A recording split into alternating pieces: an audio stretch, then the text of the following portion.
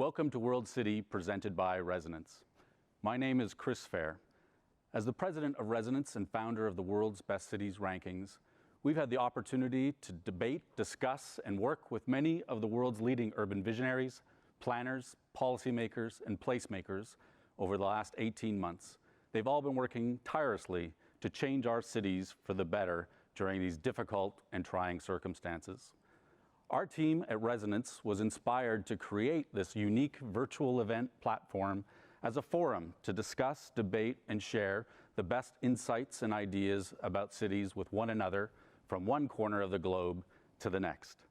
Over the next 3 days, we'll be bringing these urban visionaries, planners, policymakers together on stages in London, Hong Kong, Toronto, Dubai, Singapore, Houston, Vancouver, and here in New York to share the best ideas about cities from some of the best cities in the world. We'll also be bringing dozens of other speakers together on our virtual world stage to also share their ideas and insights. With more than 12 hours of content a day spanning 24 time zones, it's unlikely you'll be able to watch all of these sessions live. One of the great things about a virtual event and a platform like this is that you can also play any session, anytime, on demand after it airs for the next 6 months. You can also download the World City app and access the event, connect with other attendees on your mobile phone anytime, anywhere. With more than 3,000 delegates from dozens of countries around the world joining us for this event over the next 3 days, I hope you'll meet some new people and they'll likely find people that you already know. One of the great things that can come out of this event is galvanizing a global conversation that connects us together to share the best ideas and insights we have as we adapt and change our cities for good moving forward. To start us off on this journey around the world, please welcome AECOM Senior Vice President Tom Scerbo to introduce our first speaker. Over to you, Tom. Thank you, Chris. And welcome everyone to World City. Welcome to the New York stage. I'm thrilled to be here today to be in conversation with Vishaan Chakrabarti. Vishaan is an architect and author, creative director of the Practice for Architecture and Urbanism.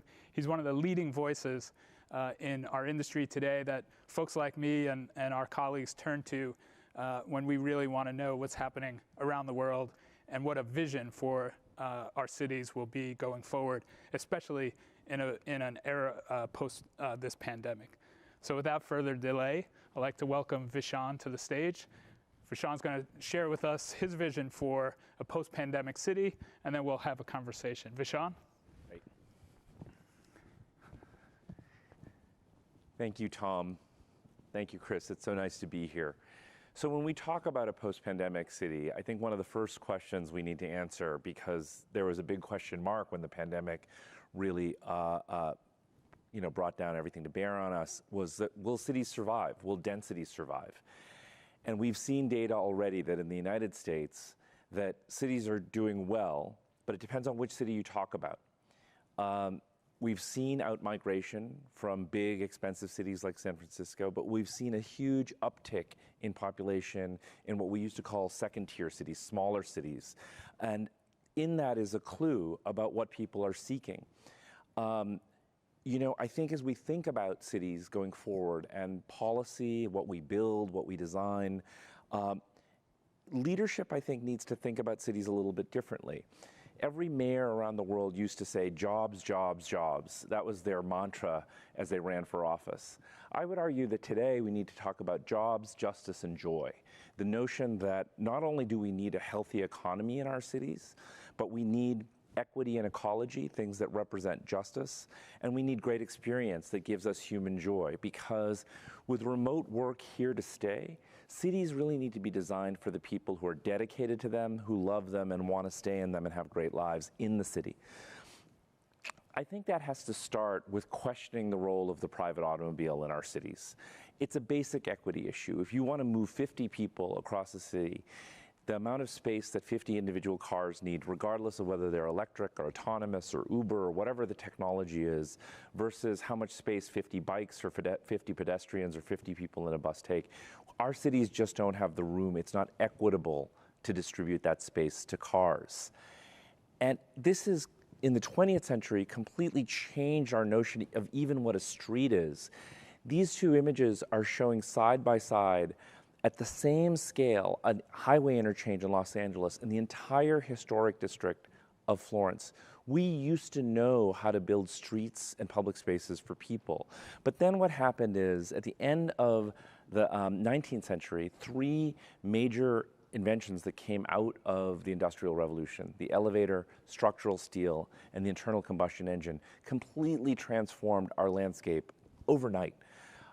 By mid-century, in the 1950s, we passed the Federal Highway Act, the largest piece of infrastructure that was ever passed in the United States government, save for what's being debated right now in Washington, which extended highways across the United States, suburbanized the country, led to a lot of racial segregation, and created a lot of the problems that we're still living with today, including the fact that we are one of the biggest carbon producers in the world. And I think we really need to think, if we're going to think about post-pandemic, that the pandemic was an appetizer for what climate change will bring. The pandemic is just a hint at what worldwide turmoil will get created if we don't address this problem. And what we know is that that auto-oriented landscape that we created, not just in the United States, but around the world, is leading to a massive amount of carbon consumption, as opposed to living in more dense circumstances. We have data that shows that actually our inner cities have the lowest carbon footprint per person comparable to our rural areas. And what's interesting is where we really have the problem are the big suburban areas that surround our cities that are the most intense users of carbon. And this is now, as I said, no longer just a United States problem. These are 6 suburbs built around the world, metastasizing at this extraordinary rate, eating up land, eating up our resources, and it needs to stop. At the same time, you have to ask, why do people want to live that way? Well, cities have become incredibly expensive, and a lot of our cities have become banal. A lot of what we build in our cities, again, these are 6 housing projects from around the world in 6 different continents that look extraordinarily alike. Our cities are getting more and more homogeneous. We now have to build with elevators and fire stairs that trigger double-lated corridors and all sorts of anonymity. And a lot of what we have lost from when the elevator was first invented was this kind of charming prototype of one elevator with a staircase that goes around it with maybe 12, 15 apartments. This is a density that you could find in Tel Aviv, Calcutta, Rome, all across the world. And it built a great communal kind of density where people ran into each other and had a sense of community, unlike a lot of our urban housing today. And this is critical for what really makes a city, what creates urbanity, which is the idea of the collision of different kinds of people. This diagram shows this notion that as people move into denser circumstances, they actually start innovating because they're starting to spread ideas. And we have data about this now. This isn't just like urban planner conjecture. We have data about the fact that with density comes more patent innovation and the notion that we actually create more of a knowledge economy with density. But density also comes with its problems. As we talk about more walkable, bikeable, dense circumstances, we have data that shows that these places are becoming more and more expensive. And so investing in affordability is going to be a major part of the post-pandemic city. Inclusivity, the fact that we are designing for a much more broad spectrum of our population today in terms of physical disability needs, identity needs, and so forth, is a big part of what a post-pandemic city needs to be about. So I'm going to close with a couple of projects and then show you one example of what I think the future could hold. I've been working on the Domino site in Brooklyn for over a decade. Domino Park is one of our prides of joy. We did this with field operations. And what's great about this park is you see people from every walk of life, every race, every creed, every color. And now we're assigned to create a creative office building. It's under construction right now in the old heritage site at the Domino Sugar plant. And this will not only create super cool office space, but we are always concerned about how does a building like this meet the ground? How does it create a kind of porosity, a kind of publicness, and really relate to the public spaces around it? Similarly, the Rock and Roll Hall of Fame in Cleveland. I'm off to Cleveland in just a few days for the inductee ceremony. This is an expansion of the existing IMPay building, and it's about creating community, about creating joy in the heart of the city, and expanding upon this extraordinary legacy of rock and roll, which is one of the most American and binding things that we have as an art form in this country. A plan for Sunnyside Yards, a 184-acre open rail yard in Queens in New York, which has the ability to host a new kind of downtown. We had extensive community board meetings that said that we need more open space, better transportation, affordable housing, jobs, sustainability, and something that makes it very much Queens. And a lot of what we heard about is that density might be okay if it was more the kind of density you see in Europe and parts of Asia, low rise but high density.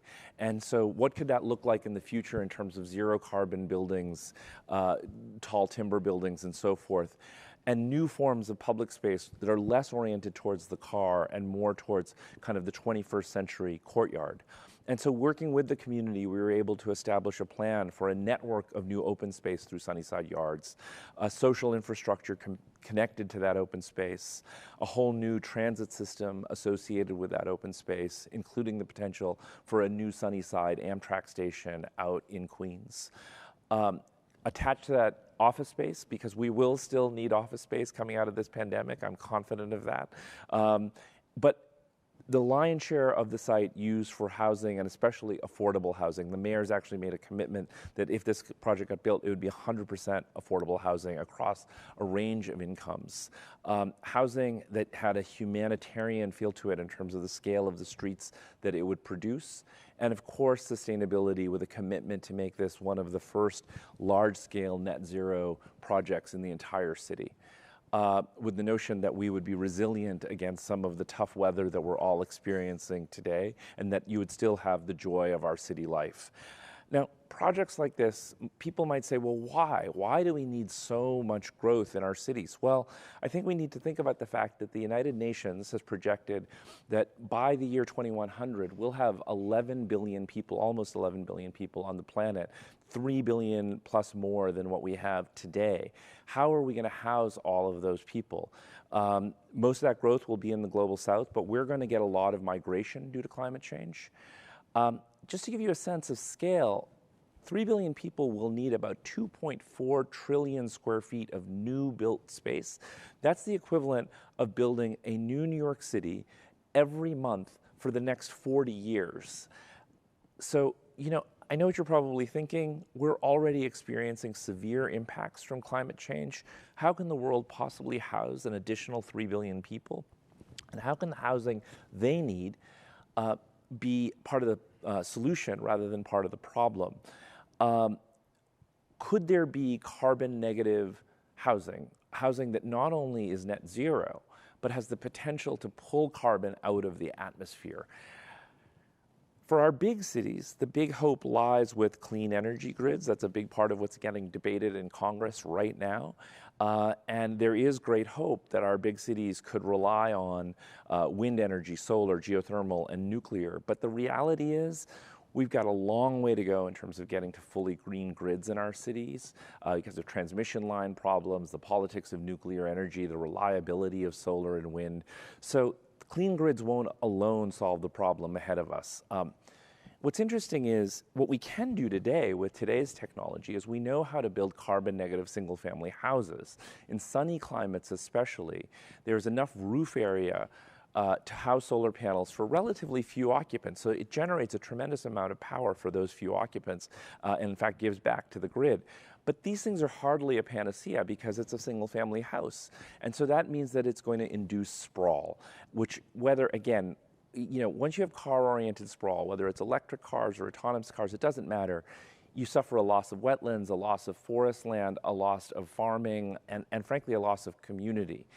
So you may think instead of single-family homes, what we need to trend towards are carbon-negative towers. And look, I've been called Professor Skyscraper, so I love a great tower, but the problem here is that we are a long way away from developing carbon-negative skyscrapers. especially with our existing technology. Towers house a lot of people in a fairly efficient way, which is great, but there's very little roof area for solar panels to be effective or wind turbines up at the top and so forth. So that's a problem. On top of that, most towers are built out of concrete and steel, which have very high levels of embodied energy. I do have a lot of hope for what's known as mass timber construction, which will allow us to build tall towers out of fire retardant and environmentally friendly wood. We're still a ways away from widespread adoption of that technology. And then there's more out there technologies, windows that can harness solar energy. But that's a technology that is even more nascent than mass timber. So while we need to develop these technologies, they don't help us very much today. So we have a fundamental paradox, which is we need to house a lot of people. We need a housing form that is truly carbon negative. And neither the single-family house nor the tower works. And I'm interested not in what can work in 2050, but what can we do today? I believe, as many do, that there's a Goldilocks scale that we can think about. The 2 to 3 story housing that actually we built the world with, the row houses of Boston, the Hutong districts of Beijing. Most of our beloved fabric in the world is actually this scale, the West Village here in New York. But most of what we build at this scale today are banal suburban townhomes. They're cheap, they're not walkable, they're not sustainable, they're not particularly beautiful. But I think in this model, there is a human scale framework that we could think about in terms of how we house our coming multitudes. Now, the thing about this Goldilocks model, the reason it works so well, is it hits the sweet spot between the number of people it can house in a dense urban way and the amount of roof there is to provide them and their communities power. We can then augment that in terms of understanding how it gets built, and built with really local, simple materials like wood or brick, both of which have low embodied energy. We can build upon the solar panels by including batteries that even out solar supply with user demand. We can use state-of-the-art existing electric heating and air conditioning systems, create thermal storage for ice or hot water that can be used on peak and made off peak. And of course, these buildings can compost solid waste, food scraps to create animal proteins and other things that we need. But perhaps most importantly, this kind of housing can form spacious, equitable, affordable, communal housing, which is something that I think communities around the world are really looking for today. And so we can work with communities. This is not a fixed solution, but it's actually something that is a template that can be transformed depending on the city that people live in, can be built out of different materials and can respond to local needs. And so in that way can be very appealing for people in terms of how we work with communities. And when we integrate it into existing cities, it means that it's dense enough to support mass transit, bike networks, can create a compact way of living that gives you more ground cover and trees for stormwater retention, reduces the heat island effect. And so many, many benefits that could come from this. And so we've collaborated with our engineers, Thornton Tomasetti, on this, and we believe this is the lowest carbon footprint per person kind of habitation that we could create, while also having a sustainable amount of land use around the planet. So I just wanted to end with 2 examples of where this could be used. In New York City and Calcutta, 2 cities I know very well, they both have big mega downtowns, but they also have sites like this that are transit-oriented but see a lot of sprawl. So imagine this Goldilocks strategy being implemented in these 2 places. You could have very different results, very different cultural expressions, very different ideas working with the community of what this could look and feel like. But in each case, carbon negative, transit-rich, affordable. And so you might be thinking, so this is the big idea, you know, small-scale housing, solar panels above, light rail below, known technologies throughout, all organized into these affordable green communities. I mean, how many of our 11 billion people could this possibly accommodate, and what kind of impact would it have environmentally? Well, we're pretty confident that, you know, this actually would have such an impact that could offset all the carbon emissions of all the cars around the world if adopted in a widespread way around the planet.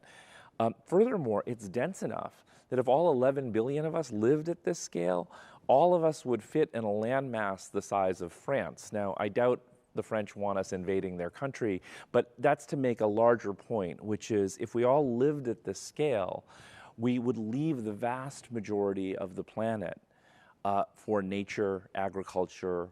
And so we can do this. We can go to 11. We can have 11 billion people and live harmoniously with the resources of the planet and live harmoniously with each other. We don't need to fear our neighbors.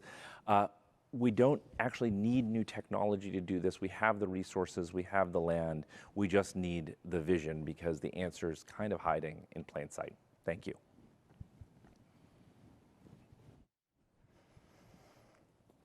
Well, thanks, Vishaan. Sure. It was really impressive. It's always great to hear you talk about the work you're doing. And first of all, welcome back to New York. Thank you. It's great to have you back here. It's great to be back. Such an important time in the history of our city, too. But I thought we can start with, this thought of, where you feel we are today with cities across the U.S., even across the world. I know you spent the last year or so in Berkeley. You're back. We've all lived through this roller coaster ride of emotions over the last 18 months. I even heard there was a point where you said, and I think it was at the height of the pandemic, let's just take a moment and be sad. We did this to ourselves in a lot of different ways. And how do we now move forward? How do we change our path? And so maybe just, a state of affairs on cities. Yeah, look, I really appreciate the framing of the question. This has been a horrible tragedy. And in my mind, the only way we can honor all the people who suffered through this, all the healthcare workers, all the people we lost, is learn the valuable lessons that we should. You got to listen to science, right? You got to work collectively. Yeah. We got to trust each other as communities. And, I just spent 2 weeks in Europe at 2 different climate conferences, and Al Gore rattled off this list of all the things the pandemic taught us that have their parallels in climate change. Mm-hmm. And so for me, I'm very serious about the fact that this was a wake-up call. Yeah. And if you understand what's happening in Glasgow as we speak, what these leaders are trying to do, where we need to get by 2030, where we need to get by 2050. But frankly, I'm not even focused on 2050. I'm focused on the next 8 years and 3 months. That's what we've got. Yep. We've got to cut our carbon emissions in half. And so everything we learned from the pandemic about what science tells us is what we've really got to lean into going forward. Right. And cities are critical, right? When you think about the carbon emissions, it's also where 70% of the carbon emissions come from, right? So your point in terms of, if we focus on the city, we can make big impact, right? We can improve the situation. I love the fact, that your kind of Goldilocks analogy and story here. I think housing is really the place to start. Obviously here we have some real critical needs, other cities as well. We have, the NYCHA situation, which needs an infusion of federal funds. But we also have, the growth. I don't know if you were surprised at the 600,000, the growth in the census in New York over the past 10 years. Where did all those people go? They went into substandard, illegal basements, and some of them perished in these climate, storms. So, it's housing is the part of the tip of the spear, maybe, right? Yes, especially now that, like I said, I think policymakers, and we are at an inflection point here in New York. We have a new incoming mayor, a new incoming governor, and we have to understand that remote work is with us to stay, which doesn't mean we're going to lose our whole office sector or something like that.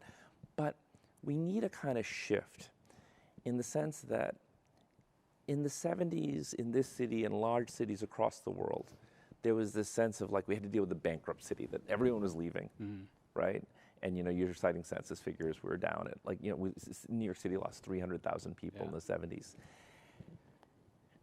Then we had this complete reemergence of the city, but kind of this bougie city that was filled with chain stores, and people were bemoaning the loss of what they felt like was the real city.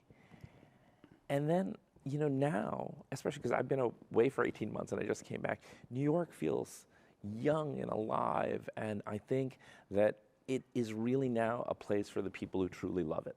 Yeah. And that means that those people have to be able to afford to live here, right? First and foremost. And that's where you have to start with housing, you're right. Can we convert dying office buildings? Right. NYCHA is a situation where we just, it's been running at about a $5 billion deficit. It is time for a federal recommitment in public housing. Yeah. It is criminal what has gone on for decades, Yeah. in terms of how little we invest in our social safety net. And there's so many great examples from around the world. Anne Lacatan just won the Pritzker Prize for her work in social housing in France. There's so much we can do that we know works, right? We have to build in places like Sunnyside Yards. Yeah. And I mean, one of the things beyond our leadership is we need our communities to understand that the right kind of growth is good growth. Mm-hmm. And that has become also a kind of poison pill in our politics. And, if you spend some time in California and you see what's happening there, California should serve as a cautionary tale for New York. What's happening in San Francisco is really, really quite frightening. Mm-hmm. And so New York should not go down that path. And so there's a number of things that we need to take away about building more affordable housing, building better transit, and thinking about resiliency in terms of, better ways to absorb stormwater, better ways to use our streets more effectively. I don't think we're going to see private vehicles in Manhattan at some point in our lifetimes, like whether it's 10 years out or 15 years out, everyone's going to wake up and say, this is nuts. It is nuts that people drive these huge vehicles through the streets of Manhattan. Right. I'm not talking about, people want to drive, I just drove cross country with my son. I love driving cross country. It's not the same thing. It's not the same thing. Yeah, it's where you're going. It's funny because, I grew up in the Bronx. I didn't come to Manhattan until I went to college. It was just, I was a neighborhood person, right? Like the kind of Where's imagery. Your accent, Tom? No, yeah, I lost it along the way. But the neighborhood imagery of like, being in the street and, you had the little Mr. Softy and, you can't do that in Manhattan today. But it's like a kind of outer boroughs kind of view of the world a little bit. It's like, you and others talk about the 15, 20-minute city. Where I grew up, everything was right there. Yeah. Right. My friends, we lived out in the street, in the parks. I was lucky enough to live next to Pelham Bay Park, which is the largest park in the city. So that view of the world, has an opportunity to change, come to Manhattan in a way that transforms the street. And the Bronx is, you had that, which is that great living experience, but there's also everything the Bronx went through with the Cross Bronx Expressway. Exactly. If you read, Marshall Berman's book, All That Is Solid Melts Into Air, and the way in which the Cross Bronx Expressway kind of decimated that community. And to this day, the environmental justice issues around childhood asthma. I met a woman in London whose daughter died of asthma. Yeah. And her death was the first death certified as someone dying from air pollution, right? And so it's a big deal. Like when we start to realize that when a suburbanite chooses to get in their car and drive through the poorer parts of cities to get to the central business district, that there's what economists call a negative externality that has real human consequences. Right. And we need to redress that. Yeah, and this gets back to my early mention of, we did this to ourselves in a lot of different ways, right? And you're describing an environment where, we potentially have a new city government and a new kind of social equity agenda. The stars have aligned to kind of now start to fix those problems, right? Repair those inequities that we have lived with for so many years. And some of them, something 50 years ago, it's not like it's ancient history that we just can't say, okay, it's time to change it, right? Right. Although that's also what gives me hope about the fact that we can change it, because the transformations we're talking about happened in an extraordinarily short amount of time. Yeah. So our cities were denser at the beginning of the 20th century than they were at the end, right? And so we made these massive changes occur in the course of really like a 50-year period. Right. So that gives me the hope that, and if you look at how quickly technology works, that we could very quickly change the way we live. And that's what young people want. My son is 19 and has no interest in getting a driver's license. Same here. Yeah. My two boys couldn't care less. Yeah. Which goes to maybe this discussion on mobility, right? So you're describing a time when, when you think back even 100 years, and it's a place we want to get to today, we had fully electrified streetcar systems, trolley systems in cities all around the world that, because we had a car with rubber tires, we needed to pave the streets, and so we got rid of all the electric trolleys, right? So, how do we get back to that where, we have this second tier, second level of mobility that's feeding these larger transit systems and so on? And that has an opportunity to take the cars off the street, right? Sure. I mean, look, there's rapid transit buses. Well, right? I was going to say there's this very simple technology known as the bus. Okay. Right? And so I was just in Madrid where they have these zero-emission electric minibuses that run all over Madrid, and they run in their own lanes, and they're incredibly quiet. And so what do we associate buses with? We associate them with being slow, noisy, right. None of that has to be that way. Just a 14th Street busway in New York, I mean, now you can get across town in very little time. I use it all the time. I never used to get on the bus before. But once you have a dedicated lane, and again, this gets back to eliminating the private cars so that mass transit works, we don't need to build new subway tunnels. Mm-hmm. And when I show sites like Domino, one of the things we've learned is where work is going to happen isn't necessarily on the subway routes. Mm-hmm. Right?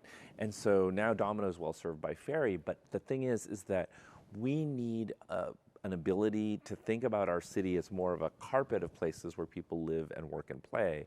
And the best way to serve that carpet isn't a hub and spoke subway system. Right. It is a network of rapid buses that are clean, that are quiet and fast.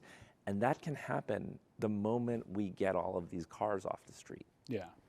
What about, all of these topics they're all interrelated, but so like you talked a lot about climate.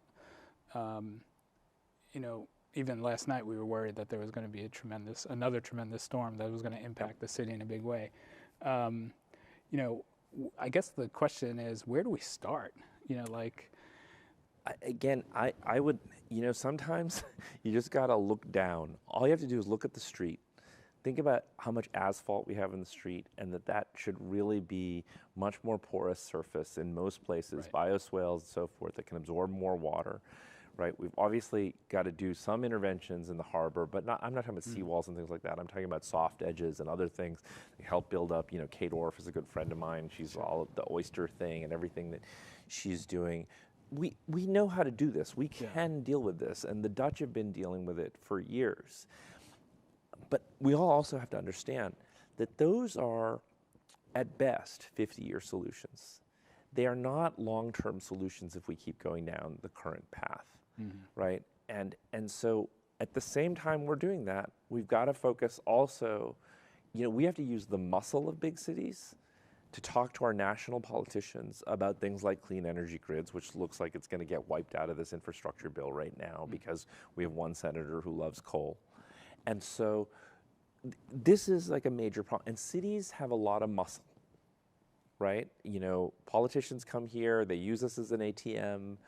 We need to instrumentalize that power and make sure our voices are heard in Washington. So it's both acting locally as well as acting at that scale of national politics. Yeah, and like there's, we always kind of talk about also where do you start and at what scale, right? So like you mentioned a couple different things, but like there's the sewer system at the biggest kind of scale. That is a major issue, right? This combined sewer and sanitary.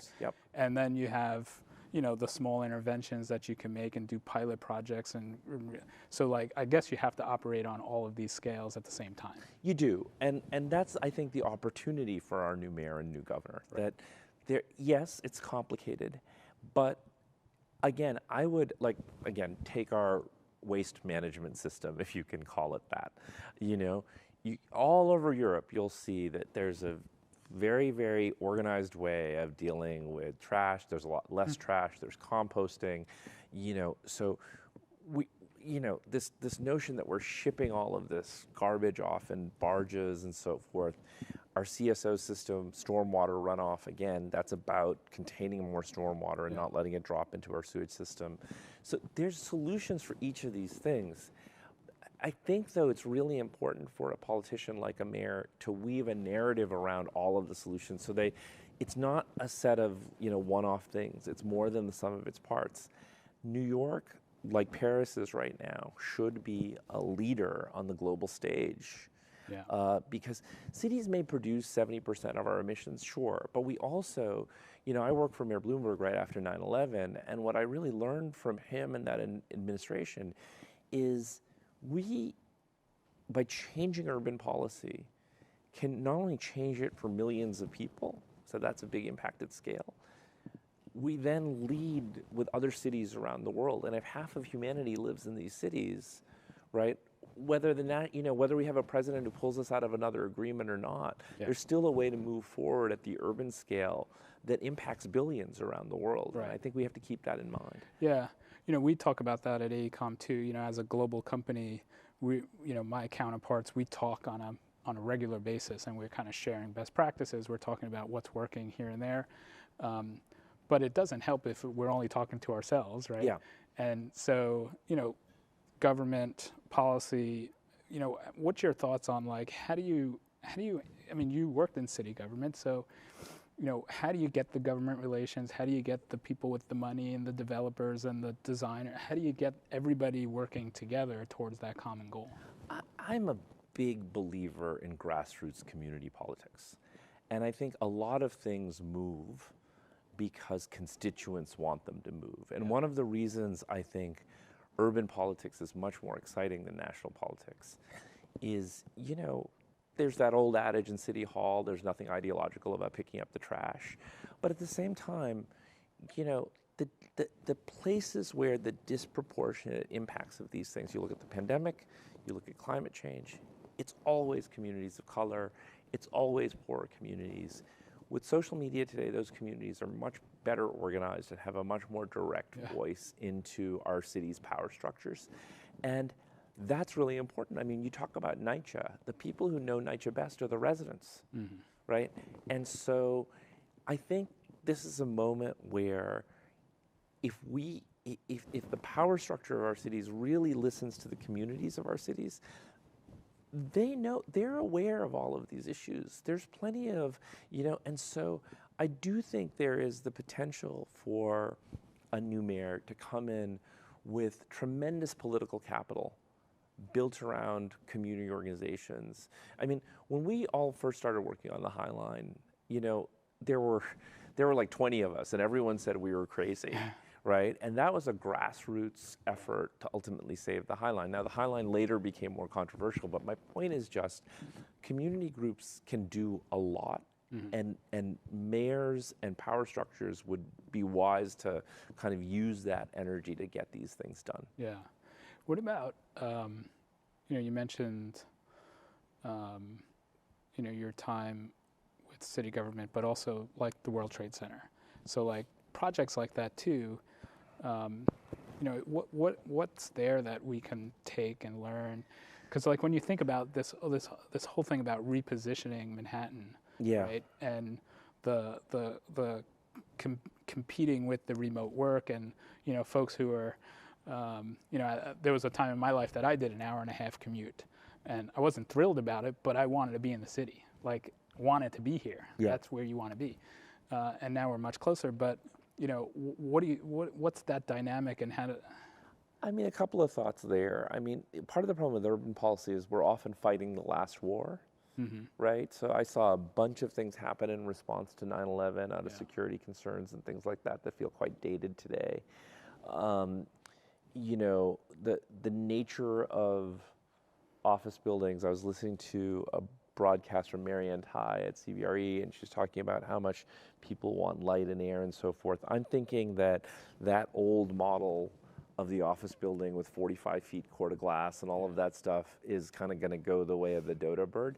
That said, what's extraordinary about the Trade Center site is, like, who knew when everyone was planning the World Trade Center site that some company called Spotify would take whatever it is, 700, 800,000 square feet of space. They didn't even exist. Yeah, they barely existed, probably, right? And so New York City has shown, and this is what I mean about the cautionary tale about San Francisco, I think New York City has shown a kind of alacrity in terms of, and some of it comes from policy. The Bloomberg administration was very focused on diversifying the economy, bringing in the tech sector, Cornell Tech.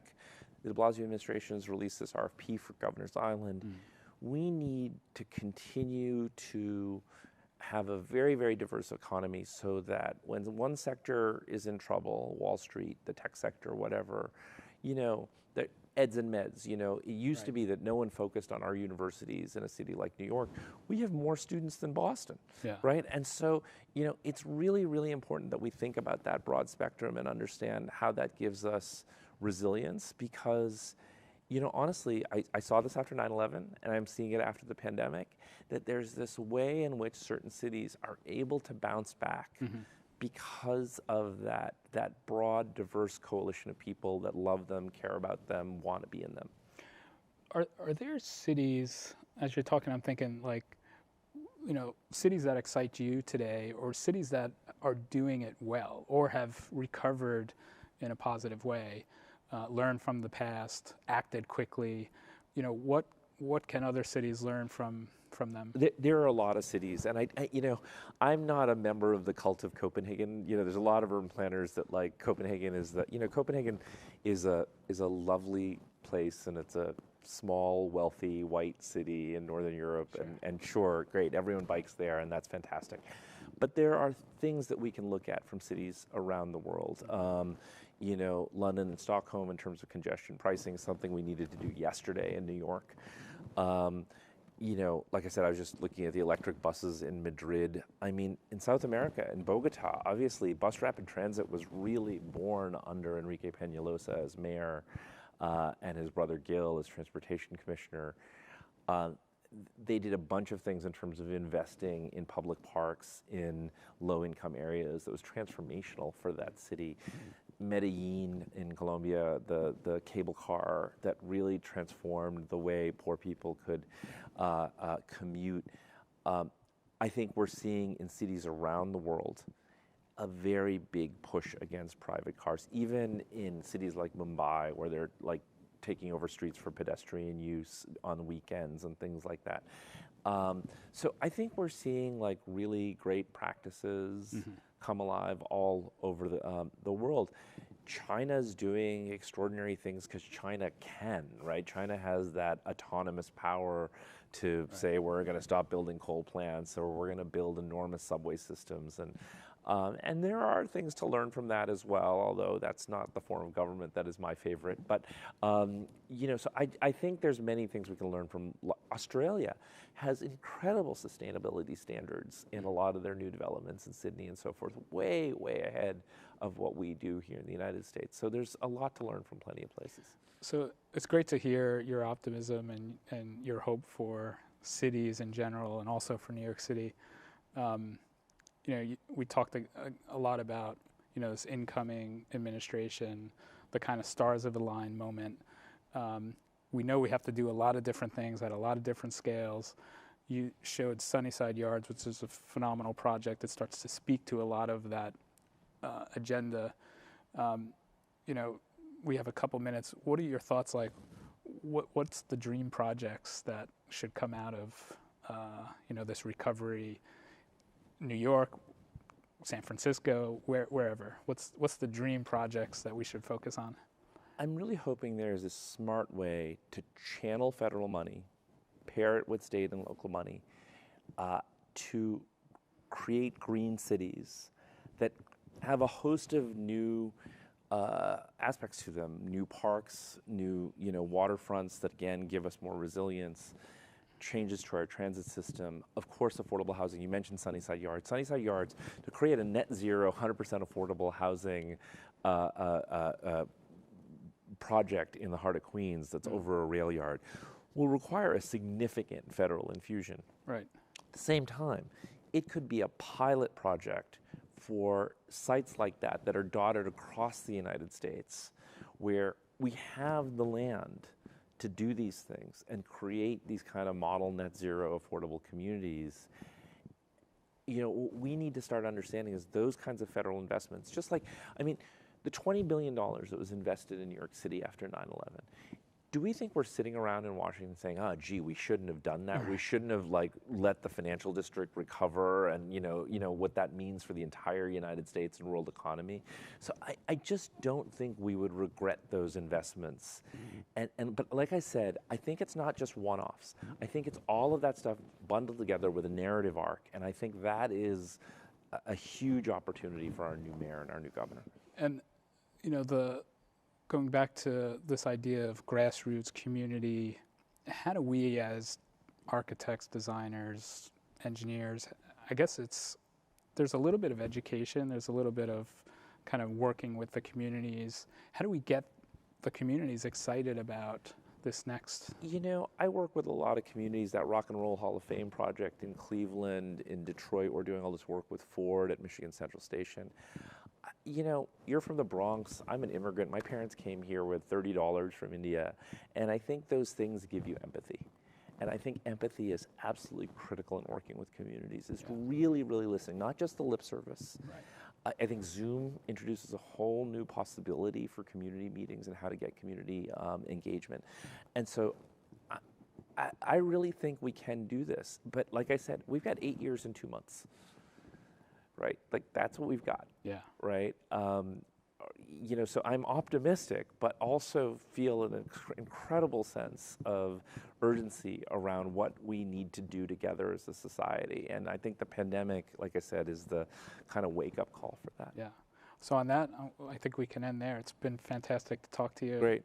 It's always great to hear about the work you're doing. So. Well, thank you. It's been fun. Great to see you. Thanks. Thanks.